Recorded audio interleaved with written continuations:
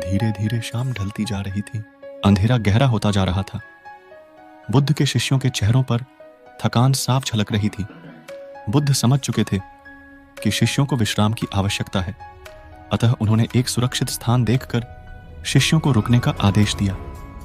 कुछ समय पश्चात एक शिष्य ने बुद्ध से प्रश्न किया, भंते, क्या विद्या को किसी से बल द्वारा भी सीखा जा सकता है? बुद्ध बोले, कदापि नहीं। विद्या को केवल परिश्रम और सेवा भाव से ही सीखा जा सकता है। इसी संबंध में मैं तुम्हें एक बहुत बलशाली राजा की कथा सुनाता हूं। सुनो। एक फकीर था। वह जंगल में घास फूस की कुटिया बनाकर रहता था। उसे एक विद्या आती थी। वह पीतल को सोना बना देता था, लेकिन इस विद्या का प्रयोग वह तभी करता था जब उसे उसकी बहुत आवश्यकता होती थी, और वह भी गरीबों के फायदे के लिए। एक दिन एक बहुत ही गरीब ब्राह्मण उसके पास आया। उसको अपनी लड़की का विवाह करना था और उसके पास एक फूटी कौड़ी भी नहीं थी। उसने फकीर को अपनी परेशानी बताई। फकीर ने समझ लिया कि यह सचमुच परेशानी में है। उसने पीतल के एक बर्तन को सोने का बनाकर उसे दे दिया और कहा कि इस बर्तन को बेचकर उन रुपयों से अपनी बेटी का विवाह कर लेना। ब्राह्मण उस बर्तन को लेकर एक सुनार की दुकान पर गया। जब उसने सुनार को वह बर्तन दिखाया तो सुनार को संदेह हुआ।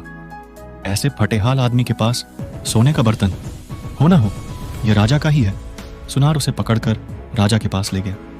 राजा ने पूछा कि क्या बात है, तो उसने सारी बात सच सच बता दी। बात सुनकर राजा के मन में लालच आ गया। उसने सोचा, फकीर को बुलाकर यह विद्या अवश्य सीखनी चाहिए। यह सोचकर उसने ब्राह्मण को तो छोड़ दिया, साथ ही अपने एक सिपाही से कहा कि जाओ और उस फकीर को पकड़ कर ले आओ। सिपाही गया और थोड़ी देर में ही फकीर को लेकर आ गया। राजा ने कहा, फकीर, तुम पीतल को सोना बनाना जानते हो? फकीर बोला, जी हाँ। राजा ने कहा, यह विद्या हमें सिखा दो। फकीर निडरता से बोला, नहीं, मैं ऐसा नहीं कर सकता। जानते हो मैं कौन हूं? राजा ने गुस्से से कहा। फकीर बोला, जानता हूं, खूब अच्छी तरह से जानता हूं। राजा को बहुत गुस्सा आया। उसने कहा, मैं तुम्हें 15 दिन का समय देता हूं। अगर इस बीच तुमने मुझे विद्या सिखा दी तो ठीक, नहीं तो तुम्हें फांसी की सजा दूंगा। उसने फकीर को भेज दिया। वह रोज शाम को उसके पास सिपाही भेजता कि वह तैयार है या नहीं। फकीर का एक ही उत्तर, नहीं। ऐसी विद्या को राजा छोड़ना नहीं चाहता था। उसने देख लिया कि फकीर को डराने धमकाने से कोई नतीजा नहीं निकलेगा, तो उसने दूसरा उपाय सोचा। जब 7 दिन बाकी रह गए तो उसने अपना भेष बदला और फकीर के पास जाकर उसकी सेवा करने लगा। उसने फकीर की इतनी सेवा की कि फकीर खुश हो गया।